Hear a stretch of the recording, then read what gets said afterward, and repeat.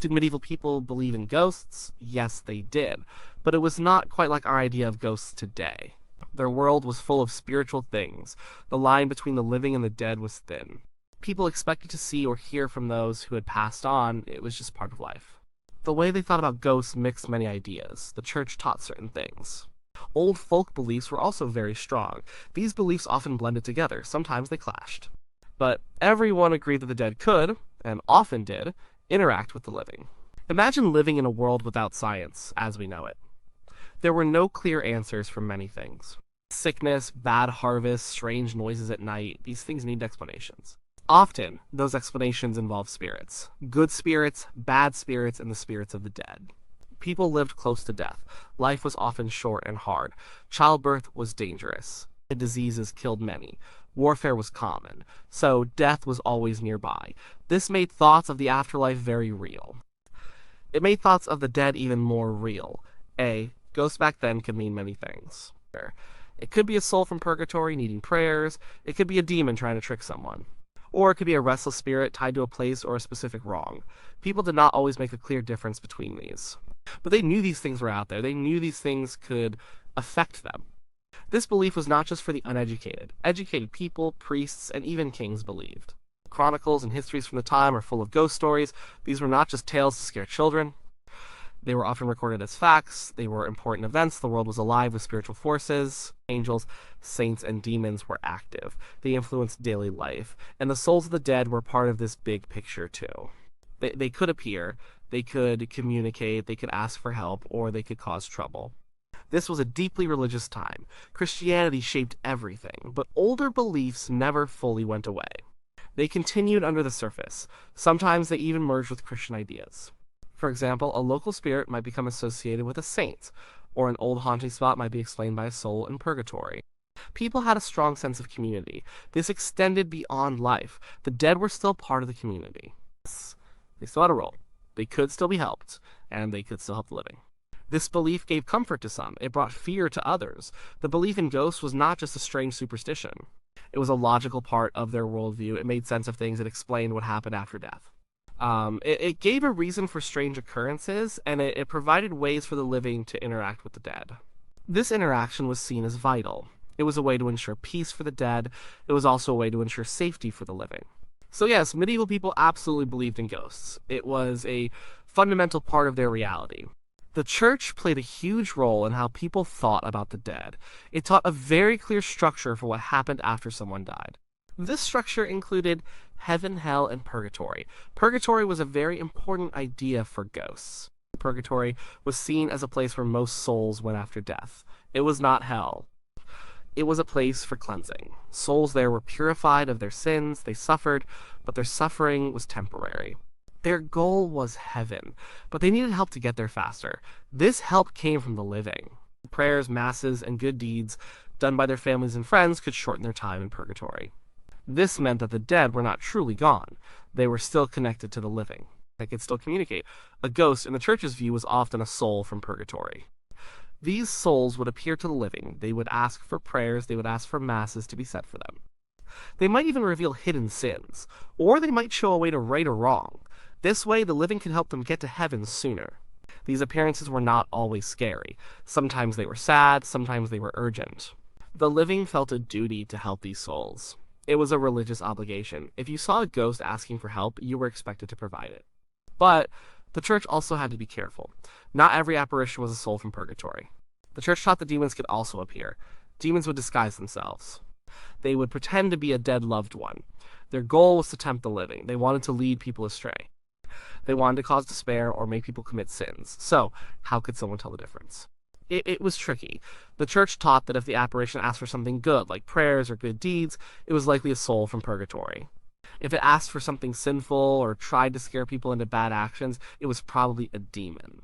Priests were often called upon to figure this out. They had rituals and prayers for discerning spirits. The belief in purgatory gave a strong reason for ghost sightings. It made them fit into a theological framework. It gave purpose to these encounters. It also strengthened the power of the church. Only priests could perform the masses that helped the dead. Only the church could offer the prayers that mattered most. This official view did not stop other kinds of ghost stories, but it provided a powerful explanation for many. It gave people a way to understand what they saw. It also gave them a way to act. If a ghost appeared, you prayed, you went to the priest, you had a mass said. This was the proper response. The church also taught about saints. Saints were holy people who were already in heaven. They could intercede for the living, they could perform miracles, they were good spirits connected to God. And there were angels too, God's messengers. So, the spiritual world was very busy. Souls from purgatory were just one part of it, but they were a very common and relatable part. They were the ones who still needed help. They were the ones who still walked among the living, even for a short time. This church teaching firmly established the reality of the dead communicating with the living. Beyond what the church taught, people also held onto older local beliefs. These were folk traditions. They were often passed down through families, they were part of daily life in villages and farms. Sometimes these beliefs fit with church teachings, sometimes they were very different. But they all shaped how people saw the world, they all shaped how people saw ghosts. These folk beliefs included many kinds of spirits. Not all of them were the souls of the dead from purgatory. Some were tied to nature. There were spirits in forests, rivers, and mountains. Some were house spirits. These might be helpful, they might do chores at night, or they might cause mischief if they were not happy. People often left out food or drink for these spirits. This was to keep them friendly. Then there were the restless dead. These were not always suffering in purgatory. They were often tied to a specific place, or they had some unfinished business, maybe they had been murdered, maybe they had buried treasure, maybe they had made a promise they could not keep. These spirits haunted specific spots, old ruins, crossroads, lonely paths. They were a part of the landscape. These restless spirits might appear for many reasons. They might want revenge, they might want to reveal a crime. They might want someone to find their hidden gold, or they might just be confused and trapped. Their presence was often disturbing. They could cause fear, they could cause illness, they could bring bad luck. People had different ways of dealing with these spirits. They didn't always go to a priest. Sometimes they turned to local wise women or cunning folk. These people had special knowledge, they knew charms and spells, they knew how to appease spirits. They knew how to protect against them. For example, a ghost might be haunting a house. The local wise person might recommend a specific ritual, maybe burning certain herbs, or saying certain words, or leaving specific objects to ward off the spirit. These were practical solutions for common problems. Some ghost appearances were seen as warnings. A dead loved one might come back to tell someone about danger, or to warn them about a bad decision. These ghosts were not malicious. They were trying to help. This showed a strong belief in the enduring connection between the living and the dead. There was also a strong belief in the idea of unquiet dead. These were people who had died badly. Perhaps suicides, or criminals who had not been properly buried, or those who had suffered violence. Their souls could not rest. They were forced to wander. They might try to harm the living. They might spread disease. People feared these kinds of ghosts very much. They took great care to bury the dead properly. They wanted to make sure the dead stayed buried. These folk beliefs were very real to people. They were part of their everyday understanding of the world. They provided explanations for things that seemed unexplainable. They offered ways to cope with fear, and they showed that the world was full of invisible forces. These forces could be good or bad, and they were always interacting with human life. So, while the church gave one set of answers, local traditions gave another, and both were important. Both shaped how medieval people believed in and understood ghosts. Medieval people told many ghost stories. These were not just made-up tales for entertainment. People recorded them in chronicles, histories, and personal letters. They were seen as real events. They were often taken very seriously. These stories give us a good idea of what medieval ghosts were like. What did these ghosts look like? Sometimes they appeared as they did in life. They wore clothes. They had faces that people recognized. Other times they were more spectral. They might be shadowy figures. They might be just a voice. Sometimes they appeared wounded or covered in grave clothes. This depended on the ghost situation. A ghost of someone murdered might show their wounds. A ghost from purgatory might look sad or tired. How do they behave? Medieval ghosts often had a purpose.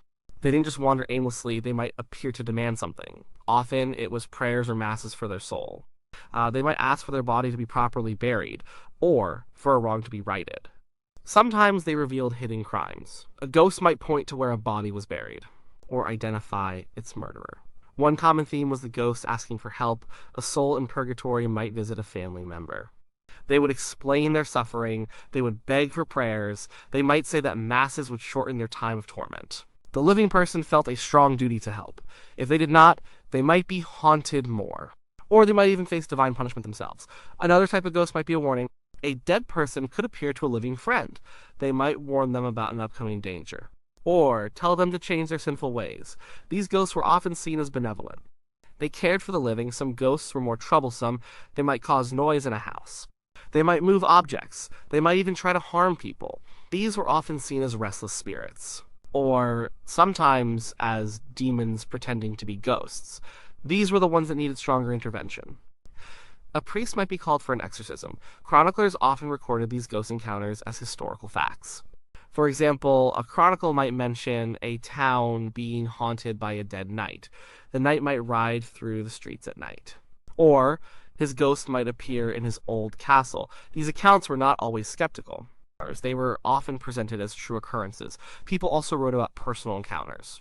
A monk might write in his diary about seeing a fellow monk who had died. The dead monk would ask for prayers. Or he might confess a sin he had hidden in life. These stories were shared and believed.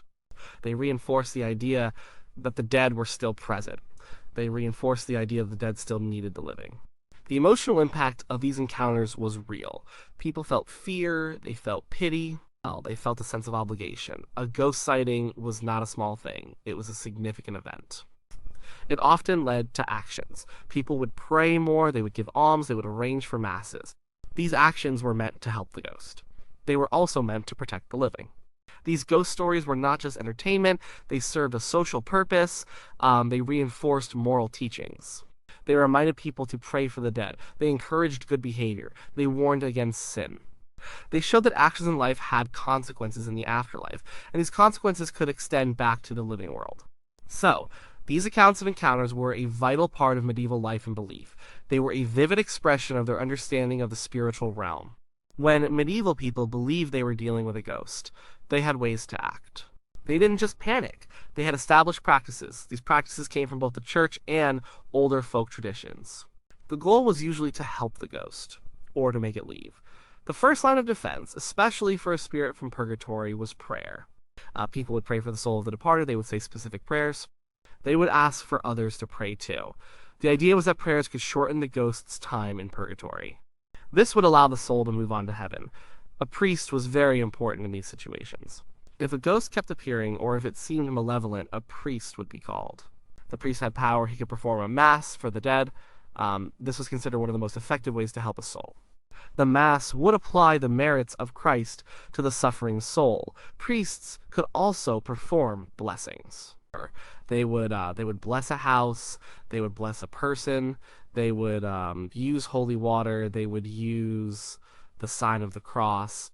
These were seen as powerful tools against any kind of spirit, good or bad.